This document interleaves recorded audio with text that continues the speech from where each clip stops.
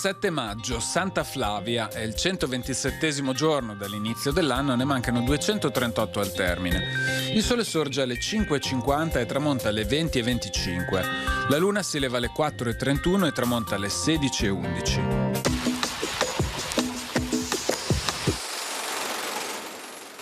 Decede per vecchiaia, all'età di 89 anni, Antonio Grimani.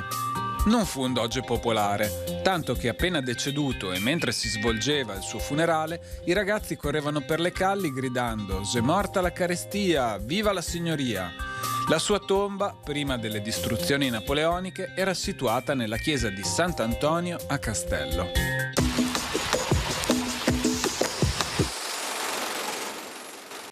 Le previsioni per domani. Precipitazioni assenti, cielo sereno, poco nuvoloso sulla pianura e poco o parzialmente nuvoloso sui monti. Le temperature sulla pianura saranno senza variazioni di rilievo fino al primo mattino e poi in calo. Sui monti in calo di notte e in aumento di giorno.